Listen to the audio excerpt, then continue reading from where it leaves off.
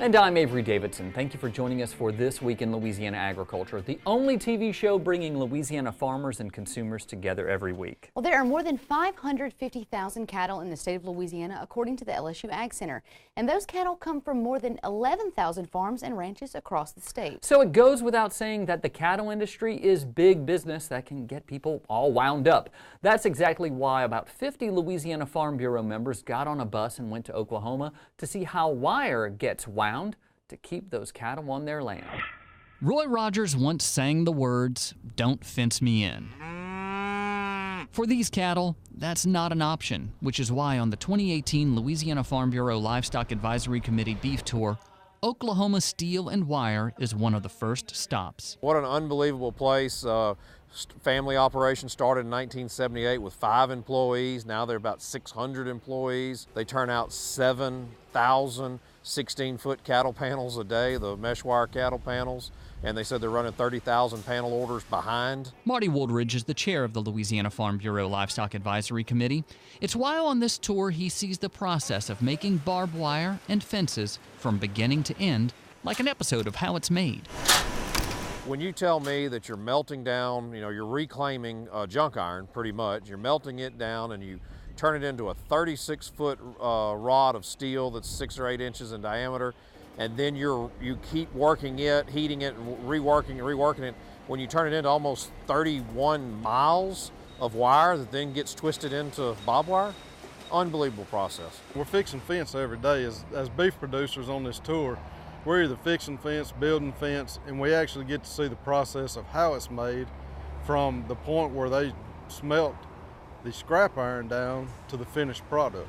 Mitch Marsalis raises cattle in Claiborne Parish. He watches the web of newly stretched wire spin off the spools into a furnace with bubbling sand to galvanize the wire, then into cooling waters, acid baths, and even pools of molten zinc before being spun, cut, welded, and flipped to make the tools he uses to keep his cattle on his land. Every time I work on one or build one, I'm going to be thinking about how it's made now. Amelia Kent is the vice chair of the Louisiana Farm Bureau Livestock Advisory Committee. It's not just the process of making wire that amazes her, but how the people who work at Oklahoma Steel and Wire built the machines that built the company. To see how innovative their own processes are, the fact that they build most of their machines in-house. I'd hate to say that we actually take some of their equipment for granted, but when you think about what actually goes into that mesh wire, that net wire, the barbed wire, high tensile wire, we saw so much at that one stop alone. It was fascinating. We sell scrap iron off our farm. It might actually turn into the barbed wire and the cattle panels that we're buying at the feed store next week that we need on our farm. This marks the 5th time the Louisiana Farm Bureau Livestock Advisory Committee organizes a beef tour. Plans are already in the works for the next tour. We did a lot more than just tour Oklahoma Steel and Wire, so I have another story from the tour next week, and we went to one place that you would have absolutely loved with your Angus background, and that was Express Ranch. Been there, done that. Yeah, so you saw the 47,000 square foot home of Bob Funk. Oh yeah, it's very impressive. It's impressive. They have their own sale barn that is compete. It's exquisite. Yep, that we went in there, and then we saw the Clydesdale as well, and we'll have a little bit of that coming up next week. Very cool. In Grant Parish, agriculture is a $36.7 million industry. According to the LSU Ag Summary, more than half of that comes from the forestry industry. That's why students in Grant Parish FFA host an Ag Day every year to teach elementary students about the agriculture that surrounds them every day. This week, Twila's Carl Wiggers shows us how these high school students are bringing the farm and forest to children in their community. Well, we continue to have this event year after year. Not only is it a tradition in our FFA chapter, I know my sister's like 8 years older than me, and they have this every single year. But more importantly, a tradition for these little kids to really offer them some exposure to broaden their horizons, not only about what we do at the high school when they get older and all the things that they can do, but also through agriculture as a whole. Because maybe at that age they don't realize how big of a deal it is. They just say, well, I have some horses, or I have some cows, or maybe I grow some tomatoes with my mom or dad. But then when you get older, you realize that, and if they can understand that and grasp that at a younger age, then the potential for them to really make something out of that opportunity is tremendous. We're trying to help set a foundation for some of these children that have never had an opportunity to get out. We're looking at a forestry booth that's teaching these young kids about the forestry aspect of their community, and we have an animal booth. We have a wildlife booth back here where they're teaching kids about deer.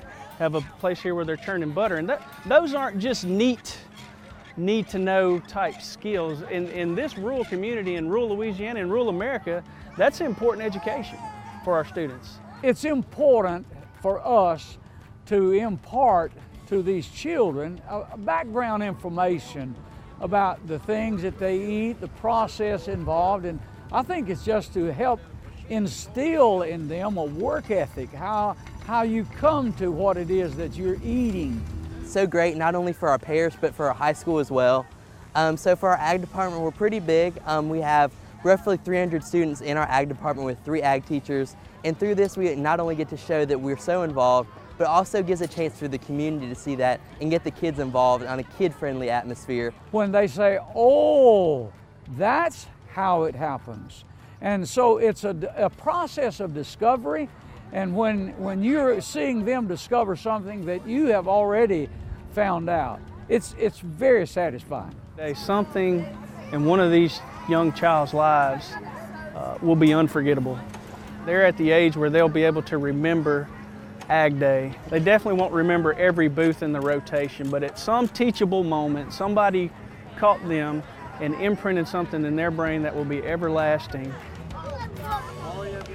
Now, approximately 230 third graders attended this year's event that was put on by more than 75 FFA students from Grant, Georgetown, and Montgomery high schools. Celebrity chef Corey Barr is investing in the next generation of chefs. Barr hosted a workshop for 4-H club members in Monroe in hopes of inspiring them not only to become great cooks, but appreciate our homegrown ingredients. Twila's Tammy Arender was in the kitchen, and if I had to guess, she picked up a few tips herself. Here we are in the kitchen with celebrated chef Corey Barr, and with him today, 4-Hers from all over Northeast Louisiana, learning at the feet of the master. Of course, Corey's celebrated chef because he has won so many awards for his cooking. He's also been a finalist on Next Food Network Star. He's cooked at the Grammys and for Mick Jagger and other celebrities as well.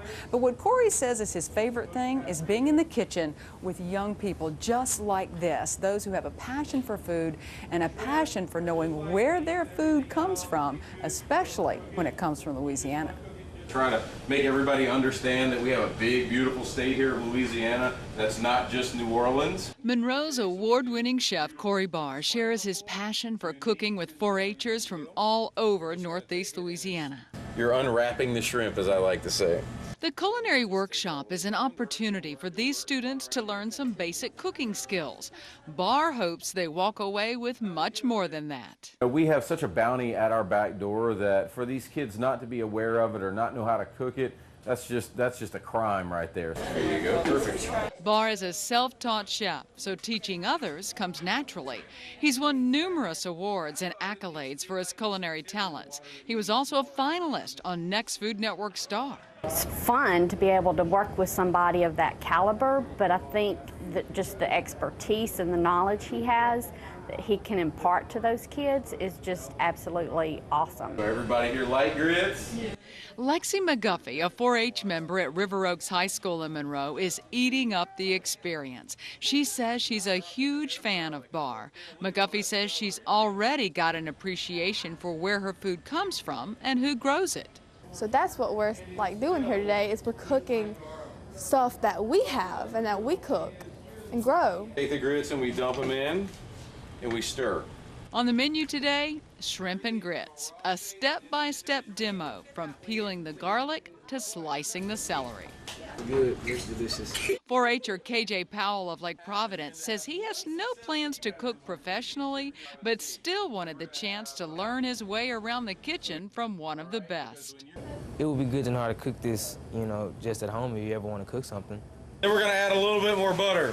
As mouths water and taste buds start to tingle, Barr is hoping these students will have a real hunger for homegrown ingredients. For today to be a success for me, it's just them leaving, you know, with some passion, you know, some ideas, and really thinking, you know, I can do this. I can cook seafood. It's amazing. Great. In Monroe, I'm Tammy Arnold. One other reason Corey wanted to teach these students is to hopefully inspire them to compete in the Great American Seafood Cook-Off 4-H edition this summer. If you'd like more information about that event, head over to our website at twilatv.org. When it comes to eating in Louisiana, seafood is undoubtedly what most people think of first. That's why getting access to fresh seafood daily is vital to keeping our culture and industries alive. Twila's Neil Melanson went to the Louisiana Fishery Summit to see how a new technique for keeping shrimp fresh is helping to keep shrimpers in business. You know what they say, a bad day's fishing is better than a good day at the office. Well, it always seems like a good day for fishing in Louisiana, and this fisheries summit at the Pontchartrain Center is working to help keep it that way.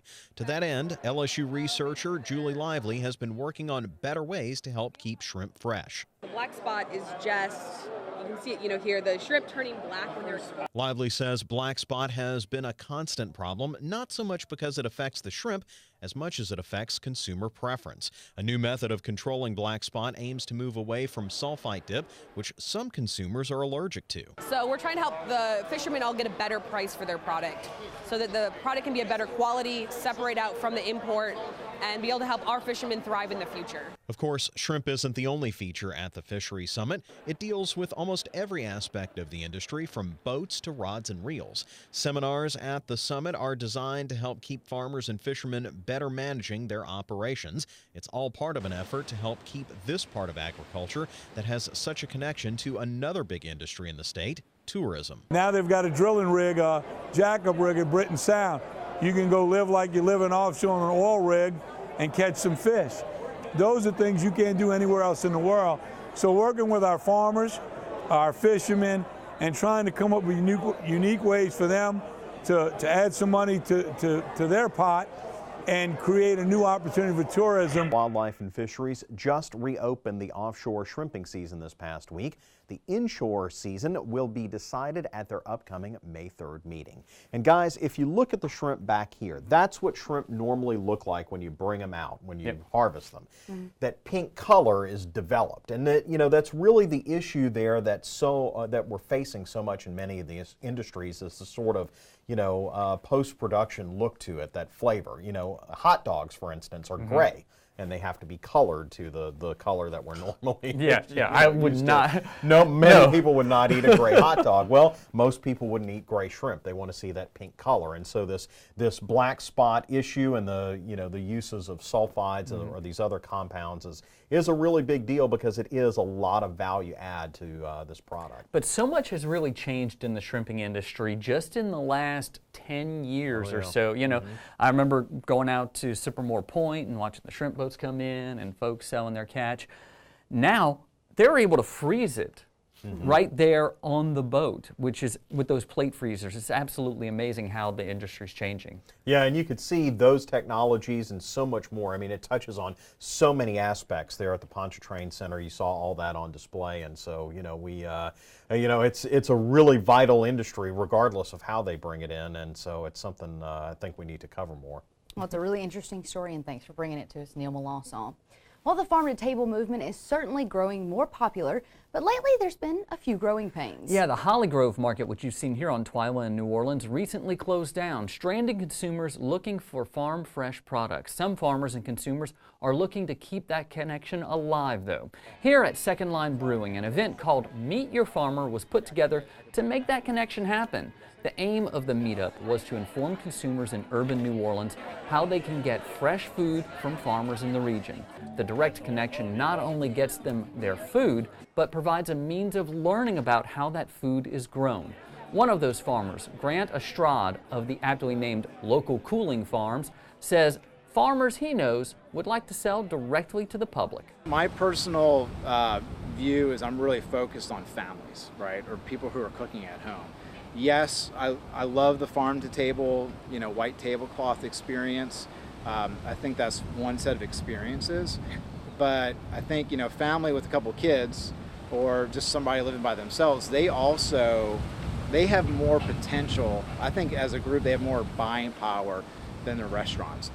The event was sponsored in part by the Louisiana Grazing Lands Coalition, which is doing a bus tour in May of many farms in southeast Louisiana. We'll have more on that in a future show, but you can find out more information right now on our website at twilatv.org. Still to come on Twila, we show you why forestry remains Louisiana's #1 agricultural industry. But first, honoring those in ag who have committed their lives to the industry. Stay with us.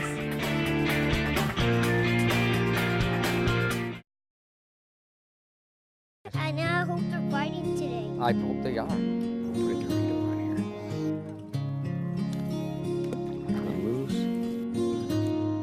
I got a fish! I got a fish! Find your place in the country and the lender who can get you there. Find Louisiana Land Bank. Financing for country homes, recreational property, farms and ranches, and agribusiness. Before you sweeten your morning joe, before the icing on the cake, before the sugar hits the shelf, it begins with a family of sugarcane farmers dedicated to growing Louisiana for more than 220 years. The Sugarcane Growers of Louisiana, making life sweeter, naturally. Sugarcane, sweet sugarcane. Farming is my way of life. I chose this career, but farming chose me. A lot of people ask you what you do, and I tell them I'm a farmer. I'm a cattleman. I am a fisherman. I'm a scientist. I'm a steward of the land. I am a farm woman. I am Farm Bureau. I am Farm Bureau. I am Farm Bureau. I am Farm Bureau. I am a Farm Bureau. Louisiana oysters, salty, sweet, and delicious. But have you ever thought about what happens to all those oyster shells? Most of them end up in trash cans and landfills. The Coalition to Restore Coastal Louisiana is changing this with its oyster shell recycling program. And you can help by visiting these participating restaurants. It's a simple and delicious way to restore our coast. The shells will then be used to sustain and rebuild oyster reefs. Remember, once you shuck them, don't just chuck them.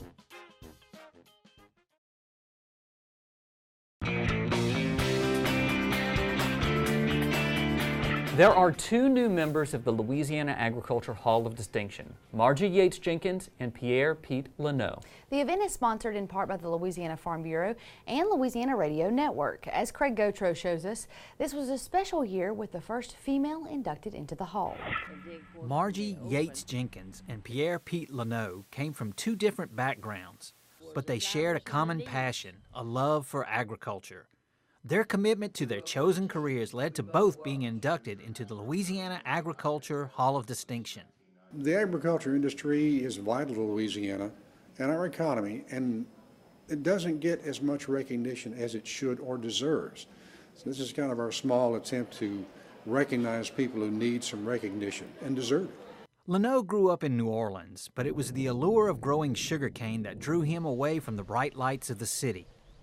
He passed away in February at the age of 93, less than 6 weeks before his induction.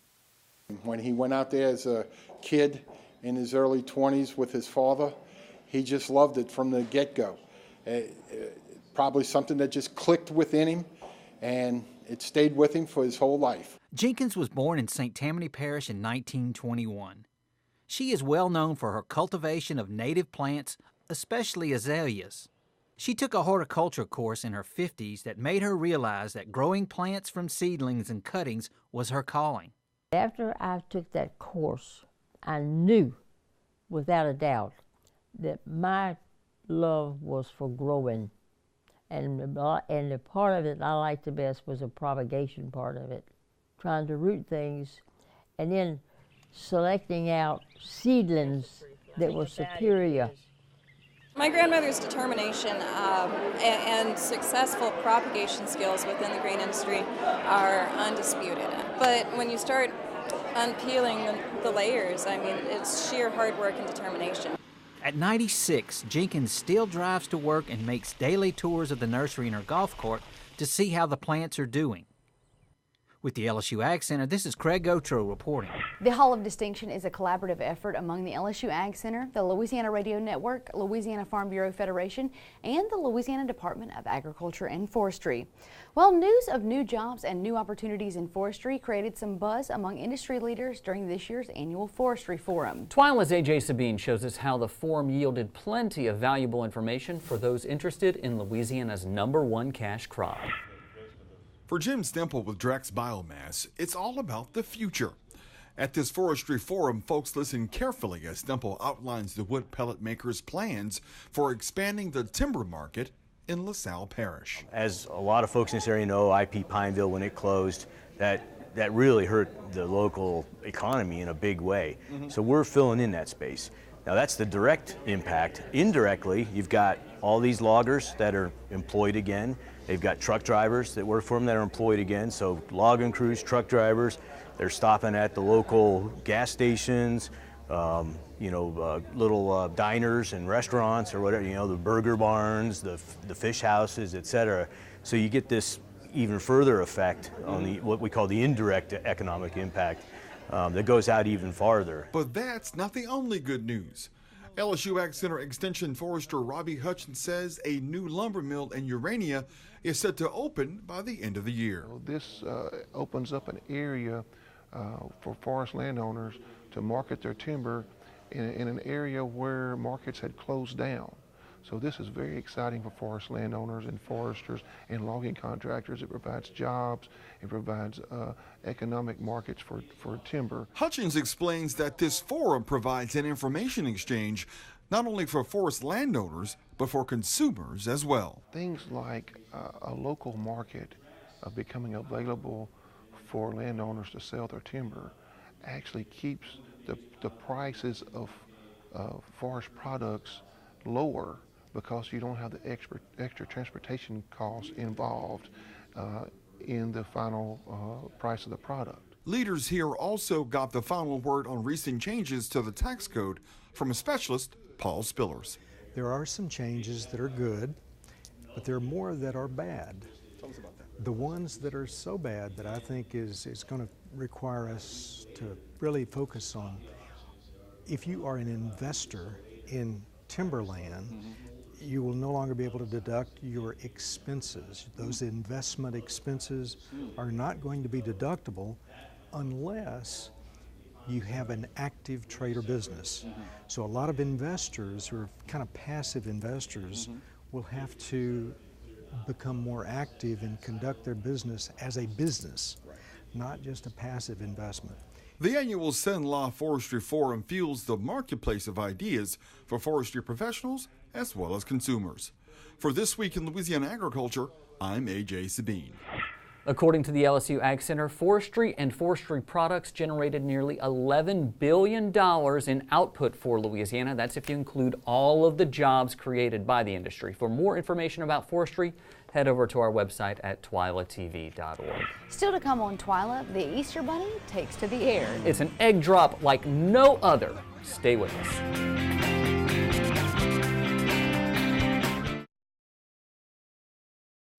Landowners are minding the Louisiana forest for our grandchildren.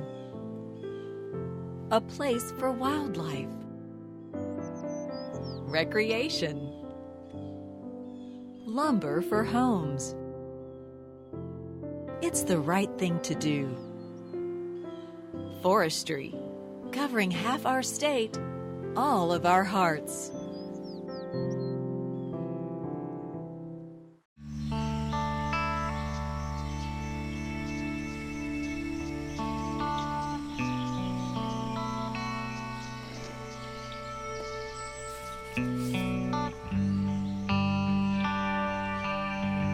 This is the moment I knew his future had no boundaries. There are some moments only the forest can inspire. Find yours at discovertheforest.org.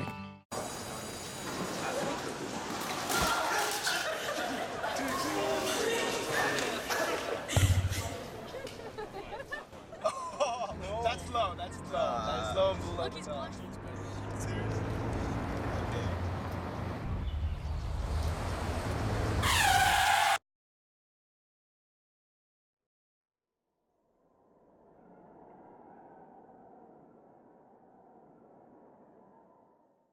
I am a giant panda bear loving bamboo. I almost went extinct, but I'm not because of you. I am a grouse and I almost was too. If it wasn't for the help of the San Diego Zoo. How about you join us? Save a desert tortoise. We need your help to bring species back, so bring us back from the brink of extinction. To bring us back from the brink of extinction. I am a bring us back from the brink of extinction. California, bring us back from the brink of extinction. And desert tortoise.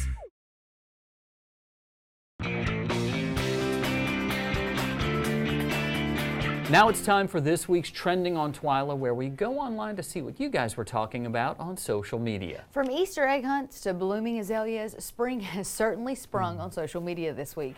And in rural Louisiana, Easter looks just a little different on the farm. In Cottonport, Louisiana, Easter egg hunters looked up to the sky as this Pawnee Brave crop duster plane dropped eggs for children in the area. John Compton posted some great videos from Bobby and Melissa Morris's annual Easter extravaganza in West Baton Rouge Parish.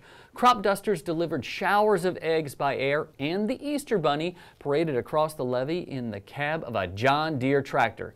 John said the event offers Easter fun for all ages every year, free of charge. And I went to the first one of these with Luke whenever he was so little. The plane scared him, and we were hoping to go this year. However, Logan woke up like at 3:45 that morning. Yeah, cranky baby. That would have been a bad idea, but it is a great event. It shows children agriculture pretty up close and in a different setting. Well, it looked like there were a ton of kids there on the levee from the videos that John posted. And I was wondering, is Bobby the one who flies the plane? No, Bobby is not the one who flies the I plane. was He's too curious. busy doing other stuff all around. Not only that, if Bobby were flying the plane, I think Melissa would try to push him out.